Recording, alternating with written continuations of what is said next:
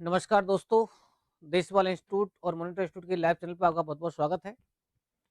तो आज हम डिस्कस करने वाले हैं प्रॉफिट एंड लॉस, लाभ और हानि। ये चैप्टर भी हमारे लिए बहुत ही इम्पोर्टेंट है। आज कुछ बेसिक बात करेंगे इसकी हम। और प्रॉफिट एंड लॉस भी एक हमारा परसेंटेज का ही चैप्टर है। तो देखिए, इसमें लाभ और हानि 2 बातें हो रही हैं।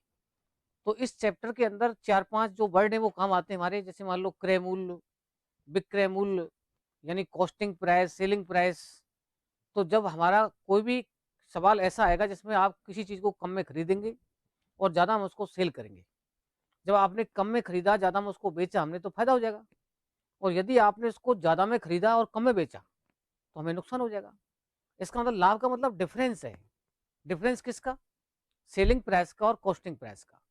यानी विक्रय मूल्य का और क्रय मूल्य का डिफरेंस हमारे पास क्या है? प्रॉफिट है, और वही डिफरेंस हमारा लॉस है। लेकिन जब विक्रय मूल्य हमारा ज़्यादा होगा, क्रय मूल्य हमारा कम होगा, तो हमें प्रॉफिट हो जाएगा, लाभ हो जाएगा। और जब हमारा क्रय मूल्य ज़्यादा होगा और हमारा विक्रय मूल्य कम होगा, यानी ज़्यादा में खरीदेंगे हम और कम में बेचेंगे, तो नुकसान हो जाएगा। तो यहाँ पर आपको ध्यान रखना है लाभ। लाभ का मतलब क्या होता है? लाभ का मतलब होता है विक्रय मूल्य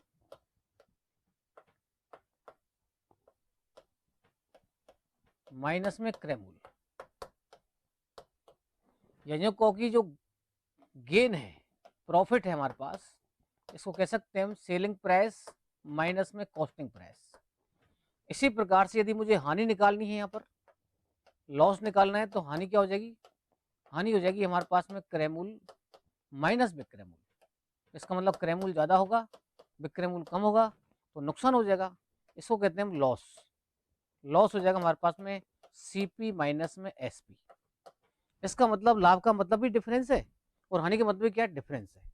लेकिन कई बार सवाल में आता है परसेंटेज लाभ बताओ, परसेंटेज हानि बताओ, तो वो भी लिख लेते हैं हम। अगर आपको यहाँ पर परसेंटेज लाभ निकालना है, तो परसेंटेज लाभ क्या होता है साहब? ये होता है लाभ जो भी होगा उसको ऊपर रखेंगे हम, और नीचे आपको यहाँ पर क्रय मूल्य लिखना है, और इनटू आपको 100 करना है। ठीक है ना? यानी कहो कि गेन परसेंट निकालना है हमें, तो गेन परसेंटेज इक्वल टू क्या हो जाएगा? प्रॉफिट या जो भी गेन हो रहा है तुम्हें वो ऊपर लिखना जाएगा, और नीचे आपको सीपी लिखना पड़ेगा, इनटू आपको 100 करना पड़ेगा।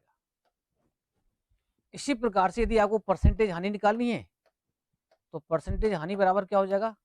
ये हो जाएगा हमारे पास में हानि ऊपर और बटे क्रय मूल्य नीचे, और इनटू 100 कर देंगे आप। परसेंटेज में आंसर निकालना हो तो 100 से गुणा करते हैं हम।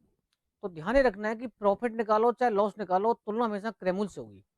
क्रय मूल्य का मतलब होता है जितना आप खर्च करेंगे, भाई आपने क्या खर्च किया और क्या प्राप्त किया आपने, तो वो हमें पता है भाई नुकसान हुआ फायदा हुआ।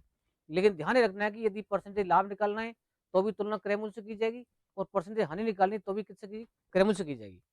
तो यहाँ पर आपको इनसे आंसर मिलेगा। लेकिन कई बार क्या होता है, किसी सवाल में आपके लिए परसेंटेज लाभ हानि दे रखा होता है, और एक आपको क्रय मूल्य या विक्रय मूल्य से कोई चीज दे रखी होती है, तो उसकी बात कर लेते हैं हम। जैसे मान लीजिए किसी सवाल में आपको R% दे रखा हो, लाभ हानि, R% लाभ या हानि सवाल में दे रखी है आपको,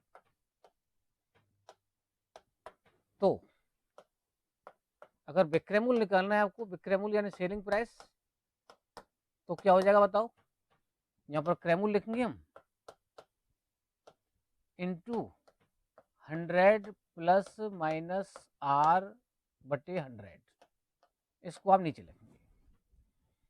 यानी सेलिंग प्राइस होगी हमारे पास में एसपी इक्वल टू क्या हो जाएगा? CP into 100 plus minus r. क्यों लिख रहा हूं मैं? कि यदि फायदा होगा तो आप प्लस कर लेंगे और नुकसान होगा तो आप माइनस लेंगे। इसी प्रकार से यदि आपको क्रय मूल्य चाहिए, क्रय मूल्य बराबर क्या हो जाएगा बताओ? विक्रय मूल्य इंटू, इसको उल्टा कर देंगे फिर हम, ये क्या हो जाएगा बताओ? 100 बटे 100 प्लस माइनस में आर आ जाएगा, या सेलिंग प्राइस मतलब costing price equal to selling price into 100 upon 100 plus minus r. तो यहाँ पर प्लस माइनस क्यों यूज कर रहे हैं हम? क्योंकि आपको अगर प्रॉफिट होगा तो प्लस का यूज करेंगे हम, और नुकसान होगा तो माइनस यूज करेंगे हम। अगर ये फॉर्मूले याद नहीं है तो भी हम परसेंटेज पढ़ चुके हैं, परसेंटेज का बेसिक ज्ञान जानते हैं हम, उसके माध्यम से भी डायरेक्ट कर लेंगे हम। ठीक है, लेकिन ये आपको आना चाहिए। कई बार क्या होता है कि सूत्र ही सवाल बन जाते हैं। आजकल पैटर्न बदल रहा है सवालों के अंदर, कि जो फॉर्मूला होता है हमारा एल्जेब्रिक तरीके से फॉर्मूला जो होता है, वही कई बार सवाल बन जाता है। तो आपको ये भी आना चाहिए, डायरेक्ट भी करेंगे हम लोग। ठीक है ना? चलिए अब क्वेश्चन करते हैं। जैसे मान लो मैंने क्वेश्चन बोला आपसे भाई, किसी वस्तु को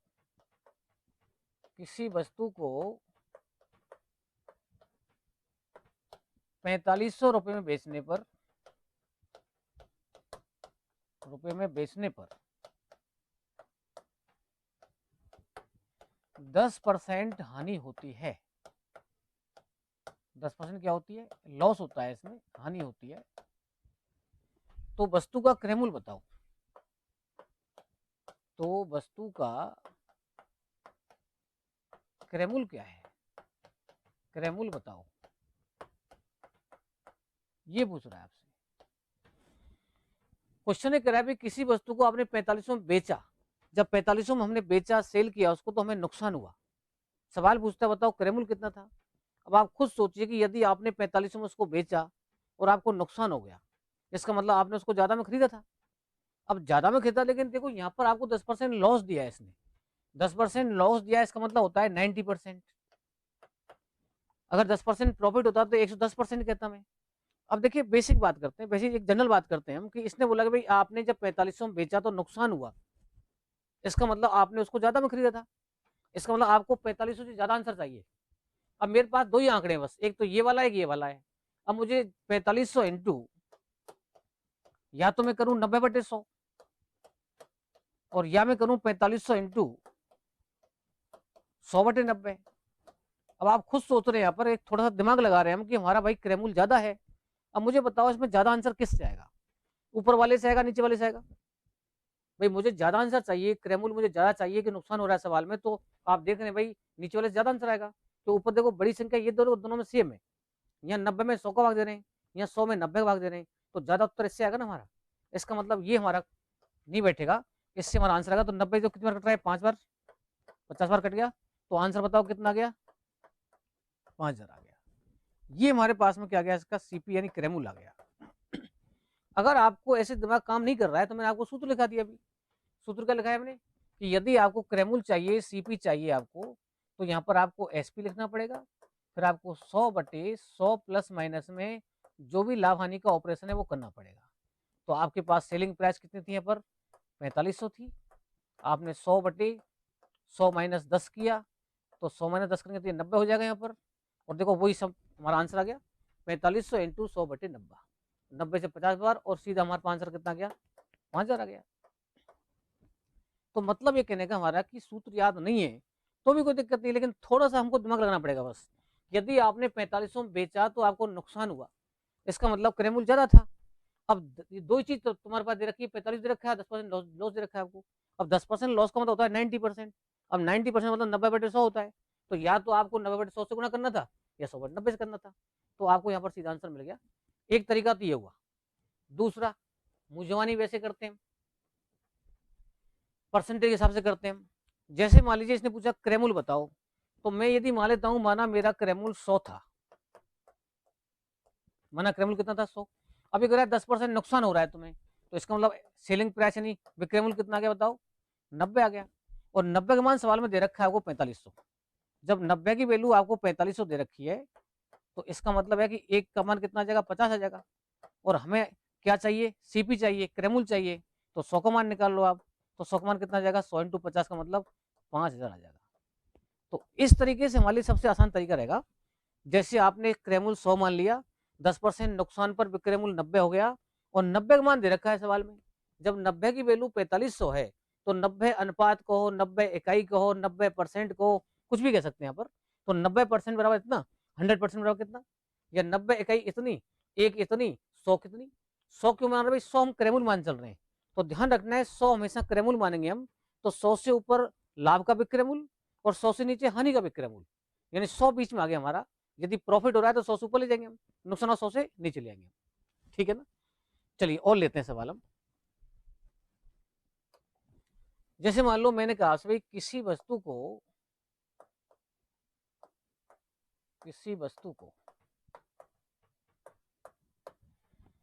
4800 रुपए में बेचकर, 4800 रुपए में बेचने पर 20% लाभ होता है, 20% लाभ होता है। यदि उसे 20% हानि होती, यदि उसे 20% हानि होती, तो विक्रय मूल्य क्या होता? तो विक्रय मूल्य कितना होता, ये पूछ रहा है, कितना होता। क्वेश्चन है हमारा, किसी वस्तु को 4800 में बेचा है इसने, तो 20% देखो फायदा हुआ। अब 20% फायदा दिमाग में आ रहा है, तो यार 100 वाली चीज कितने में बिकेगी? 120 में बिकेगी। जब 20% फायदा हो रहा है तो समझ 100 वाली चीज 120 में बिकेगी, तो 120 मान दे रखा है हमें, 120 मान दे रखा है, और देखो किस मान पूछ रहा है वो, 80 का। 20% लॉस का मतलब 80 मान पूछ रहा है हमसे। हो गया सवाल। 120 दे रखा है डायरेक्ट, 120 बराबर दे रखा है आपको 4800, एक का मान कितना हो गया 40, और हमें चाहिए 20% नुकसान पर 80 मान चाहिए हमें, तो 80 इंटू 40 कर दो आप, आंसर 3200 आ गया। कोई डाउट?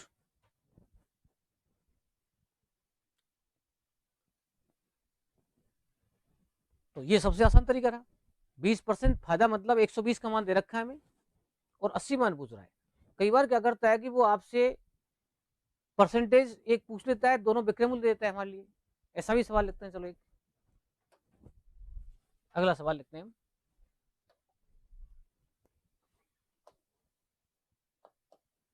किसी वस्तु को 6000 रुपए में बेचने पर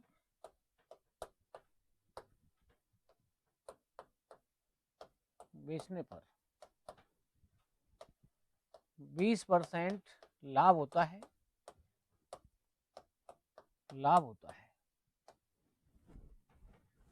ठीक है ना। यदि वह उस वस्तु को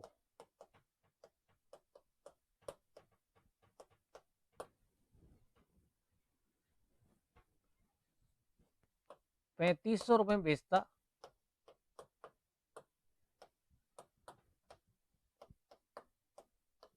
तो उसे कितने % लाभ या हानि होती,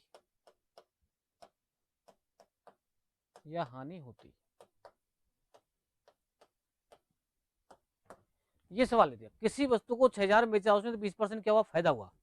अभी मैंने आपको दोनों % दे रखी थी, अभी मैंने आपको दोनों विक्रय मूल्य दे दिए। इसका मतलब यह कि आपके पास जो 6000 रुपए है वो 120 का मान है ना। तो मैं ऐसा ही करता हूं, अब देखो 6000 बराबर कर देता हूं 120, ये 120% हो गया। परसेंट लिखो चाहे 120 लिख लो। अब एक का मान निकालूंगा मैं, तो 120 बटे क्या करूंगा बताओ, 6000 करूंगा। अब मुझे चाहिए 3500 का मान, तो 3500 का मान निकालूंगा मैं, तो यहाँ 3500 से गुणा कर दूंगा, तो 120 बटे 6000 इंटू कितना हो जाएगा बताओ, 3500 हो जाएगा। और 3500 जब हो जाएगा यहाँ पर, तो ये सब परसेंट में चल रहा है।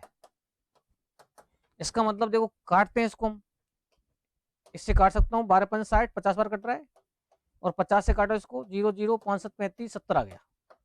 इसका मतलब है 70% पर वो चीज बिकी। अब क्लियर दिख रहा है आपको, जब 70% पर वो चीज बिक रही है, पहले 120 पर बिक रही थी हमारी, तो 20% प्रॉफिट था। अब 70% पर बिक रही है, तो इसका मतलब नुकसान हो गया। इसमें नुकसान कितना हो गया बताओ, 30%। तो हानि आ गई इसमें 30%। अगर ये 100 से ऊपर आंसर आता है यहाँ पर, तो प्रॉफिट होता। अब 100 से नीचे आंसर आया तो क्या हो गया, नुकसान हो गया इसमें। तो आंसर था इसका 30% लॉस। कोई डाउट? बिल्कुल आसान सिस्टम।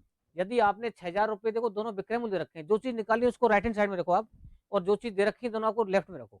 6000 बराबर 120%, अभी मैंने उल्टा किया था, 120 बराबर 6000 किया था मैंने, क्योंकि हमारी दोनों परसेंट दे रखी थी, तो यहाँ पर मैंने परसेंट लगा, इधर जो निकालना था उसको लिखा। तो यहाँ पर 6000 बराबर 120% हो गया। एक निकालूंगा तो इसका भाग देना पड़ेगा इसमें, और मुझे 3500 मान चाहिए था, तो 70% आ गया। और 70% का मतलब 100 वाली चीज 70% पर बिक रही है, इसका मतलब 30 रुपए नुकसान पर बिक रही है। और जब 30 रुपए नुकसान बिक रही है, तो 100 पर जब 30 का नुकसान होगा, तो कितना परसेंट नुकसान हो जाएगा, 30%। चलिए अगला सवाल लेते हैं हम। 15 वस्तुओं का विक्रय मूल्य 12 वस्तुओं के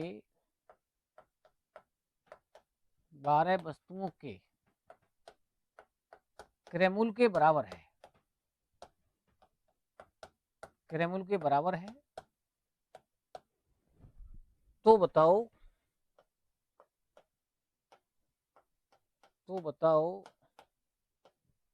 सौदे में कितने परसेंट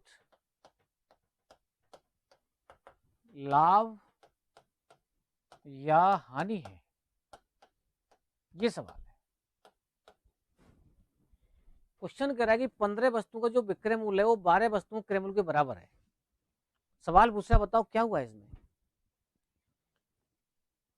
इसका मतलब है कि 15 रुपए, आप 15 वस्तुओं का जो विक्रय मूल्य है, 15 वस्तु जितने में आप बेच रहे हो, 12 वस्तुओं क्रय मूल्य बराबर है। तो बताओ क्या महसूस हो रहा है आपको, चेक करो, अंदाजा लगाओ। भाई मन तो ऐसा कर रहा है जैसे 15 विक्रय मूल्य दिख रहा है, 12 क्रय मूल्य दिख रहा है, तो इसका लाभ सा दिख रहा है इसमें। लेकिन आप देखिए गौर से, इसने बोला कि 15 वस्तुओं का विक्रय मूल्य 12 वस्तुओं के क्रय मूल्य के बराबर है। यानी जितने रुपए में हमने 12 वस्तुएं खरीदी थी, उतने रुपए हमको कम मिले 15 वस्तुएं बेचकर। जितने रुपए में हमने 12 वस्तुएं खरीदी थी, उतने रुपए हमको कम मिले 15 वस्तुएं बेचकर। इसका मतलब क्या महसूस हो रहा है इसमें, फायदा नुकसान। चलो ऐसे दिमाग में नहीं आ रहा। इसने बोला कि 15 वस्तु विक्रय मूल्य इसके बराबर है, तो 15 और 12 से कटने वाली कोई संख्या सोच लो आप। भाई रुपए नहीं दे रखे इसमें, कि मैं मान लेता हूँ मेरे पास 60 रुपए थे, तो मैं मान लेता हूँ कि माना 15 वस्तुओं विक्रय मूल्य 60 रुपए था। जब 15 आर्टिकल का सेलिंग प्राइस अगर 60 रुपए मान लिया हमने, तो बताओ एक वस्तु को कितना आएगा, यहाँ पर 4 रुपए आ जाएगा। अब ये कह रहा है कि 12 वस्तु क्रय मूल्य उतना ही है। इसका मतलब 12 वस्तुओं का जो क्रय मूल्य है, जो कॉस्टिंग प्राइस है, जो कॉस्टिंग है वो भी 60 रुपए है। इसका मतलब एक वस्तु का 5 रुपए आ जाएगा। हो गया सवाल।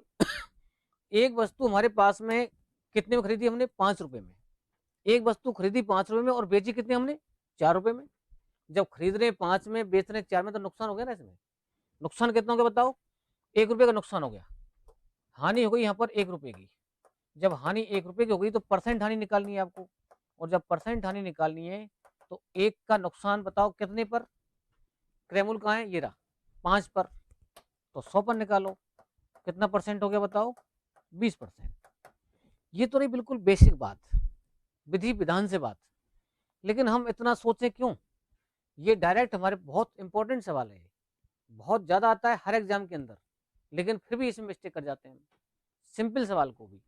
तो आप ऐसे रुपए मान के भी कर सकते हैं। आप कोई सेम रुपए मानो, सवाल कह रहा है ऐसा कि 15 वस्तुओं का जो विक्रय मूल्य है वही 12 वस्तुओं का क्रय मूल्य है। मैंने दोनों को 12 और 15 से कटने वाली संख्या 60 मान ली।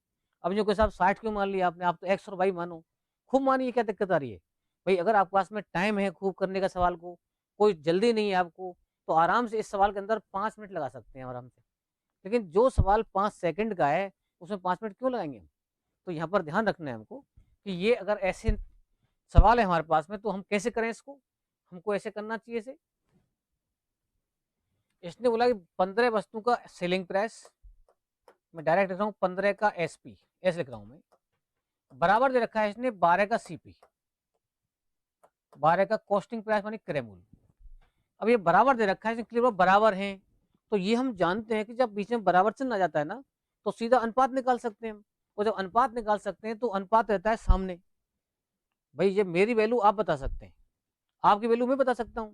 भाई खुद की वैल्यू खुद थोड़ी बता सकता है। तो यहाँ पर बिल्कुल प्रैक्टिकल बात है, एसपी के सामने 12 है, तो थोड़ा और भी काट सकते हैं इसको। देखो 3 पंजे 15 और 3 चौक 12, और थोड़ा हल्का कर दिया इसको हमने। तो एसपी और सीपी का रेशो निकल गया, यहाँ पर विक्रय मूल्य और क्रय मूल्य का रेशो निकल गया। विक्रय के सामने 4, इसके सामने देखो 5, तो क्लियर दिख रहा है हमें एक का नुकसान, और एक का नुकसान कितने पर, 5 पर। और जब एक का नुकसान 5 पर है तो 100 पर कितना, 20% नुकसान। ये आंसर आ गया इसका। तो हमेशा इसको ऐसे करना चाहिए, रेशो के हिसाब से निकालना चाहिए, कोई राशि मानने की आवश्यकता नहीं है हमको। ठीक है ना। लेकिन यही क्वेश्चन थोड़ी सी और लैंग्वेज बदल के भी आता है, वो कैसे आता है वो भी लेते हैं हम। अब ये वो क्वेश्चन है जो रेगुलर एग्जाम में दिखते हैं हमको, उनको डिस्कस कर रहे हैं हम। अगला क्वेश्चन, एक व्यक्ति या फल विक्रेता मान लेते हैं, एक फल विक्रेता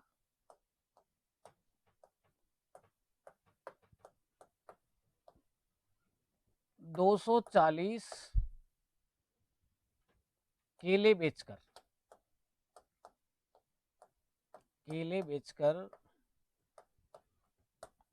60 किलो के विक्रय मूल्य के बराबर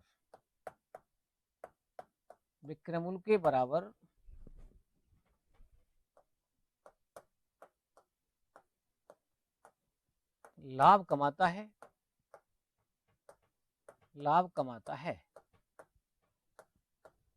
तो बताओ उसे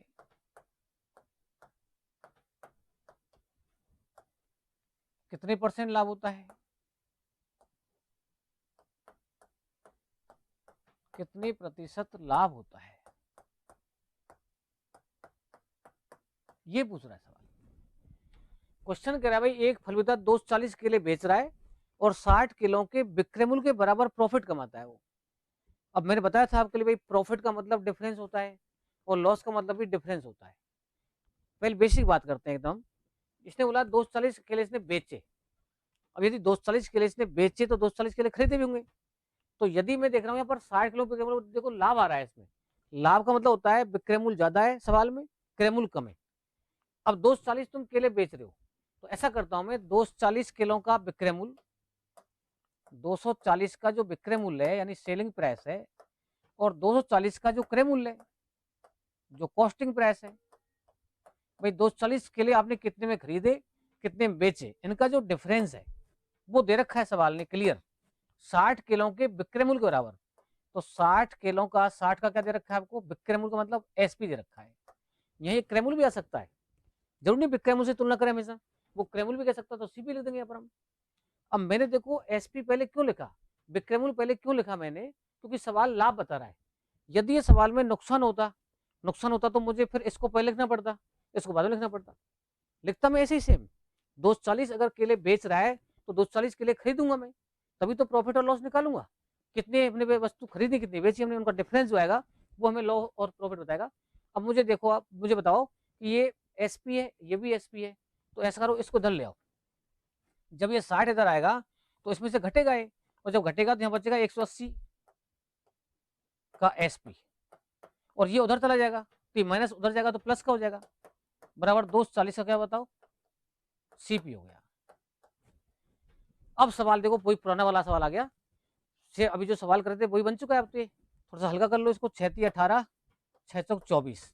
अब क्लियर दिख रहा है भाई एसपी 4 सीपी 3, इसका मतलब एसपी हमारे पास में कितना आ गया 4 आ गया, सीपी कितना आ गया बताओ 3 आ गया, और प्रॉफिट कितना हो गया 1 हो गया।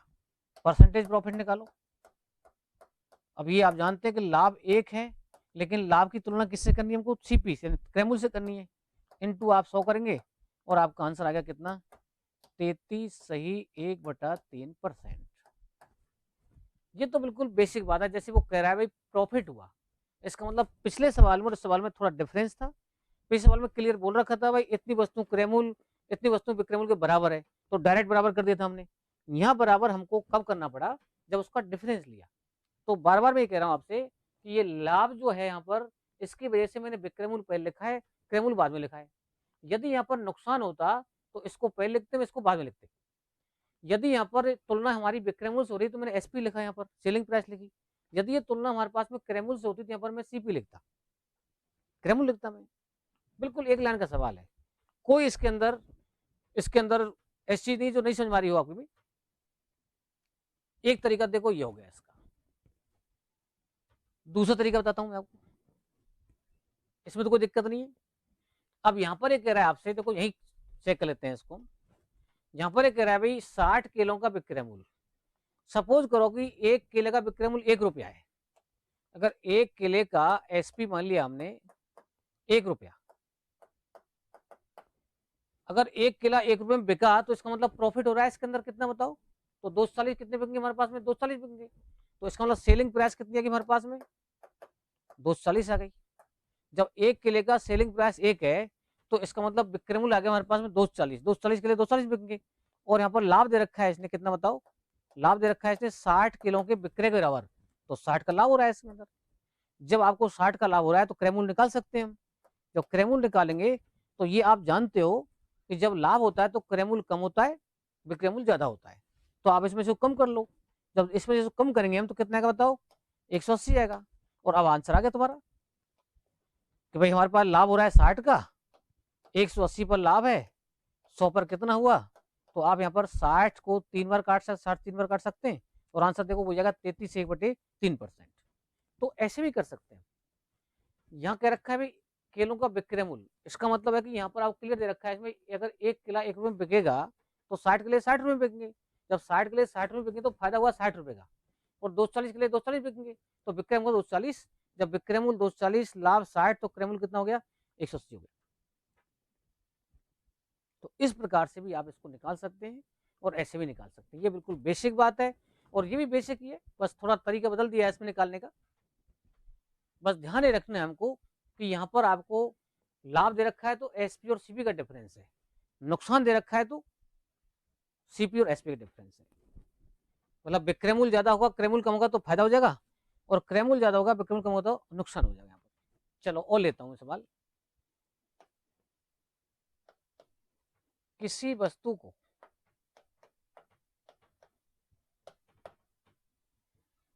3600 रुपये में बेचने पर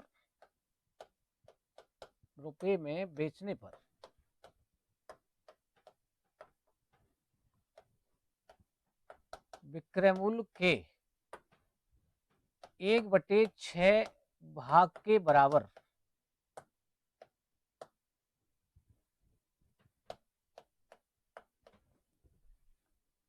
हानि होती है, या लाभ कर देते हैं, लाभ होता है, लाभ होता है तो वस्तु का सीपी बताओ, क्रय मूल्य बताओ, क्रय मूल्य बताओ। ये क्वेश्चन दिया, देखो छोटा सा क्वेश्चन है, ध्यान से पढ़े। किसी वस्तु को 3600 में बेच रहे हैं तो विक्रय मूल्य के 1/6 भाग के बराबर लाभ होता है, इसमें तुलना बदल दी है। आप बिल्कुल एक चीज और ध्यान रखें, अब तक जो हम पढ़ते आ रहे हैं और आगे पढ़ते रहेंगे हम, किसी भी सवाल में यदि आपको भिन्न दे रखी है, अगर आपको बटे में संख्या दे रखी है तो इसका मतलब वो दो चीजों की तुलना है, उसको अनुपात भी कहते हैं हम। तो यहाँ पर देखो 1/6 दे रखा है इसने, इसका मतलब ये दो चीजों की तुलना है कोई। अब तुलना किस किस की है वो अपनी लैंग्वेज बताएगी हमें। तो देखिए के से पहले विक्रय मूल्य लिखा हुआ है इसमें, का से पहले, के से पहले, तो मतलब तुलना होती है। तो के से पहले जब विक्रय मूल्य है, इसका मतलब विक्रय मूल्य इसमें 6 है। अगर विक्रय मूल्य में 6 मानूंगा तो एक इसमें लाभ मानना पड़ेगा। क्लियर बोलो ना, 1/6 भाग के बराबर लाभ होता है, इसका मतलब 6 यदि आपने यहाँ पर सेलिंग प्राइस यदि आपने यहाँ पर समझो क्या मान ली 6 मान ली, तो लाभ बताओ कितना है इसमें? 1 रुपए का है। जब लाभ 1 रुपए का है तो इसका मतलब क्रय मूल्य निकाल सकते हैं हम। जब आपको विक्रय मूल्य पता है, लाभ पता है, तो क्रय मूल्य निकाल सकते हैं ना हम। बताओ कितना होगा क्रय मूल्य? 5 रुपए होगा, 7 रुपए होगा? ये आप जानते हैं भाई, जब लाभ होता है तो क्रय मूल्य कम होता है, हानि होती तो क्रय मूल्य ज्यादा होता है। अब इसमें से इसको कम करो, फिर आप जब इसको कम करूंगा तो ये 5 रह जाएगा। अब सवाल पे देखते हैं हम, इसने बोला 3600 में बेचा है इसने, इसका मतलब बेचा, इसका मतलब 3600 रुपये विक्रय मूल्य तुम्हारा। तो 6 का मान दे रखा है इसने आपको कितना? 3600। जब 6 की वैल्यू 3600 दे रखी है आपको, तो एक की वैल्यू कितनी आएगी बताओ? 600 आएगी। जब 6 का मान 3600 तो एक का मान 600, और मुझे चाहिए 5 का मान, 5 का मान निकाल लेते हैं हम। तो सीपी बराबर 5 × 600 हो जाएगा, और 5 × 600 बताओ कितना होता है? 3000 होता है आंसर।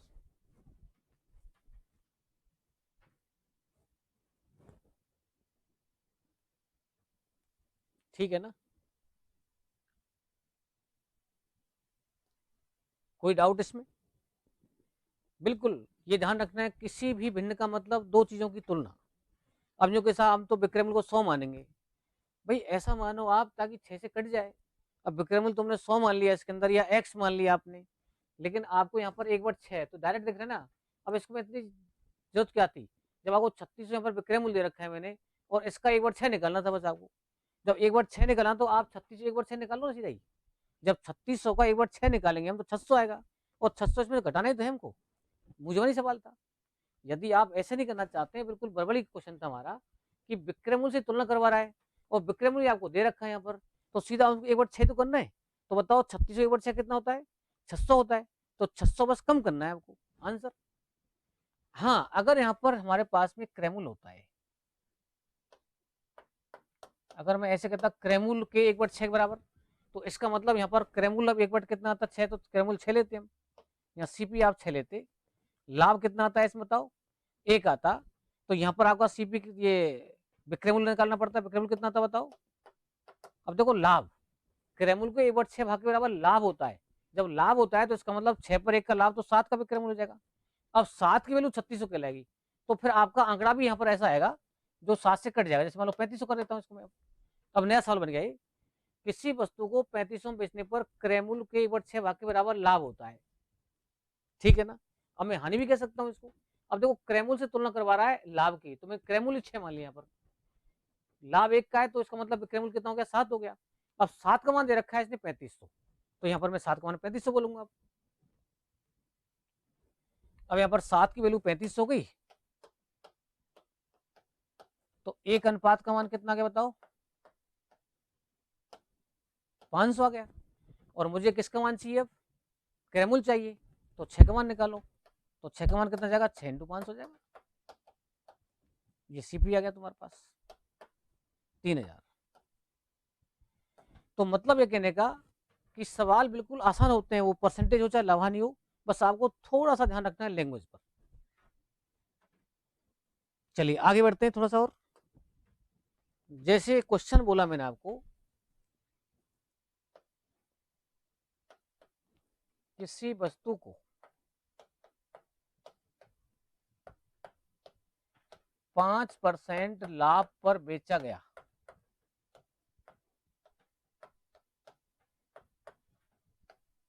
बेचा जाता है,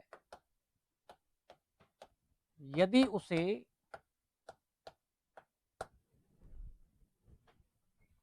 360 रुपये अधिक में बेचा जाता, अधिक में बेचा जाता, तो उसे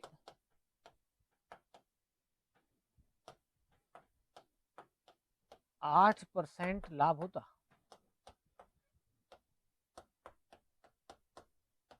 तो बताओ वस्तु का क्रमुल क्या है, वस्तु का सीपी। किसी वस्तु को 5% लाभ पर बेच रहा था वो, लेकिन यदि वह उसे 360 रुपये अधिक में बेचता, तो बताओ उसे कितना लाभ होता, 8% लाभ होता। तो वस्तु का क्रमुल पूछ रहा है, बिल्कुल मुझवानी सवाल है। कैसे कि पहले 5% प्रॉफिट हो रहा था, अब 8% प्रॉफिट हो गया है, तो बताओ कितना परसेंट प्रॉफिट बढ़ गया, यहाँ पर 3% बढ़ गया। अब 3% किसकी वजह से बढ़ा, इसकी वजह से बढ़ा, तो मतलब 3% बराबर क्लियर दे रखा है वो कितना, 360। अब यहाँ पर देखो ये भी लाभ है, ये भी लाभ है, इसका मतलब डिफरेंस घटेगा।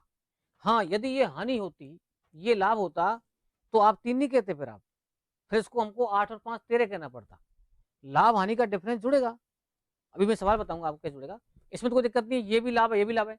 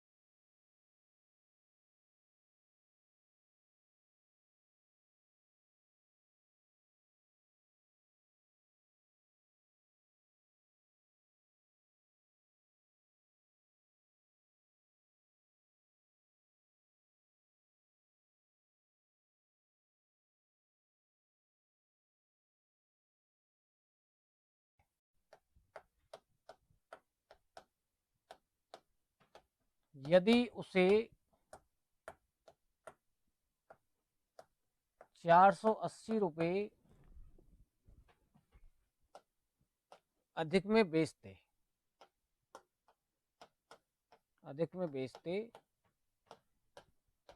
तो उसे 5% लाभ होता।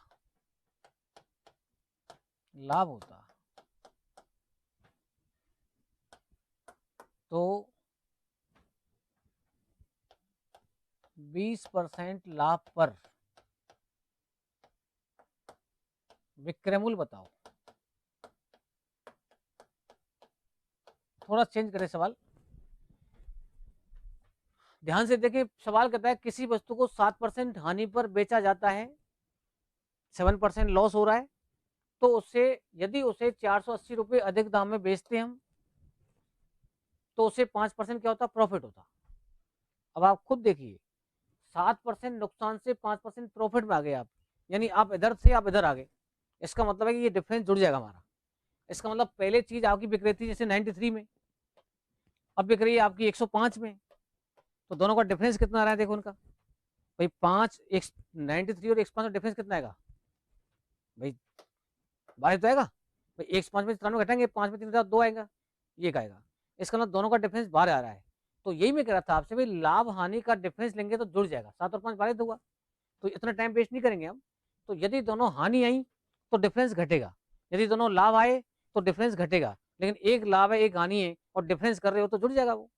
जैसे प्लस प्लस का डिफरेंस करते हैं हम, घटता है, माइनस माइनस का डिफरेंस करते हैं तो भी घटता है, लेकिन एक प्लस एक माइनस का डिफरेंस करेंगे तो जुड़ जाएगा।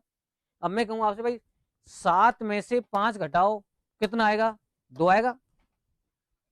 7 ही प्लस बोला, 5 ही प्लस बोला, लेकिन मैंने बोला 7 में से -5 घटाओ। जब -5 घटाओ तो ये ऐसे बोला जा रहा है आपसे, तो माइनस माइनस क्या हो जाएगा, ये प्लस हो जाएगा। तो 7 और 5 क्या हो जाएगा, 12 हो जाएगा। वही कॉन्सेप्ट यहाँ आ रहा है कि पहले 7% नुकसान था, इसका मतलब सेलिंग प्राइस 93 थी, अब 5% फायदा है तो सेलिंग प्राइस 105 है। 105 और 93 का डिफरेंस 12 आ रहा है, और यहाँ डिफरेंस क्या दे रखा है उसने आपको, 480 दे रखा है। तो हम इतना नहीं सोच करके डायरेक्ट सोचेंगे अब, तो हर चीज में टाइम लगता है। 7% नुकसान 5% फायदा, तो ये 12% का डिफरेंस हो गया, और 12% दे रखा है वो कितना बताओ, 480। लेकिन वो आपसे 12% दे करके 100% नहीं पूछ रहा है, हमसे क्रैमुल नहीं पूछ रहा है वो। तो जब क्रैमुल नहीं पूछ रहा है तो क्रैमुल थोड़ी निकलना है हमको। वो कह रहा है 120%, यानी 20% लाभ पर विक्रयमूल्य बताओ, और 20% लाभ का मतलब होता है 120%। 12% तुम निकाल चुके हो, इसको 120 करना है, तो जीरो यहाँ बढ़ाते हैं, जीरो यहाँ बढ़ा दो आप, आंसर यही आंसर है इसका। भाई अगर वो 100% चाहता हमसे तो 12 से काटता, मैं फिर 1% निकालता, फिर 100% निकालता। लेकिन जब वो 120% ही चाहता है हमसे, तो आपको यहाँ पर 12% पता है, तो इसको 12 को 120 करना है तुम्हें, तो एक जीरो यहाँ बढ़ानी है, एक जीरो यहाँ बढ़ानी है, तो आंसर कितना हो गया, 48 हो गया। डायरेक्ट कर सकते हैं इसे हम, कोई डाउट इसमें। चलिए,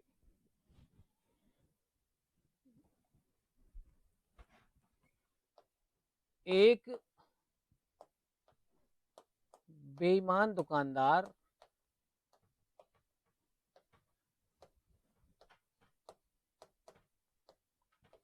एक किलोग्राम के स्थान पर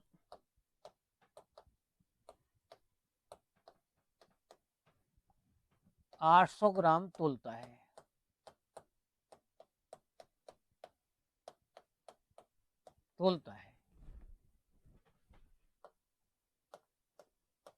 तो बताओ उसे कितने % का लाभ होता है। हानि का तो मतलब नहीं यहाँ पर, इसका मतलब तोला मार दिया उसने, 1 किलोग्राम के स्थान पर 800 ग्राम ही तोलता है वो, कम तोल रहा है वो, देना चाहिए था उसको 1 किलो। यानी सही जो तोल थी हमारे पास वो सवाल में कितनी थी बताओ, सही तोल तो भैया 1 किलोग्राम का मतलब 1000 ग्राम थी, लेकिन उसने दिया कितना, गलत तोल दिया उसने आपको 800 ग्राम। 800 ग्राम, तो बताओ फायदे में हुआ नहीं हुआ, बिल्कुल फायदे में हुआ। कितना फायदा हो गया इसको, लाभ, लाभ हो गया 200 ग्राम का। अब मुझे परसेंटेज लाभ चाहिए यहाँ पर, तो परसेंटेज लाभ बराबर क्या हो जाएगा बताओ, ये हो जाएगा 200 बटे, अब यहाँ बटे में चक्कर पड़ जाता है, यहाँ पर 200 का प्रॉफिट तो हो रहा है यहाँ पर, लेकिन 200 का प्रॉफिट बताओ 800 पर 1000 पे हो रहा है। अब जो 1000 पे हो रहा है तो 1000 रखेंगे तो 200 करेंगे तो अलग आंसर आएगा, 800 रखेंगे तो अलग आंसर आएगा। लेकिन ध्यान रखो हमेशा प्रॉफिट और लॉस किस पर चेक करते हैं हम, क्रेमुल पर। क्रेमुल का अर्थ क्या होता है, जो हम खर्च करते हैं। तो बताओ उसने दिया क्या, दिया उसने 800 ग्राम, तो ये एक तरह से क्रेमुल तरह काम कर रहा है। तो जितना वो दे रहा है खर्च कर रहा है, हमेशा तुलना उस पर करनी है हमको। तो यहाँ पर 200 बटे 800 आएगा, यहाँ पर तुलना हमेशा गलत तोल से करनी पड़ेगी आपको। अगर वो ज्यादा भी दे सकता है गलती से तो तुलना उससे करेंगे हम। 4 बार कट रहा है और आंसर कितना क्या बताओ, 25% आ गया। इसका मतलब वो 25% का फायदा कमा रहा है, 200 का फायदा किया उसने 800 पर, ठीक है ना। ये हमको ध्यान रखना है। तो ये वो सवाल किए आपने जो बहुत इंपॉर्टेंट थे, ठीक है ना। ये हर एग्जाम के अंदर क्वेश्चन आते हैं, चाहे वो आपका कोई एग्जाम हो, तो इनको आप करेंगे। और कुछ और अच्छे क्वेश्चन लेकर के आगे हम अगली वीडियो में आएंगे, अगली क्लास में आएंगे हम। तो उसके लिए आज का सुबह 30 सवाल साथ करते हैं हम। ओके।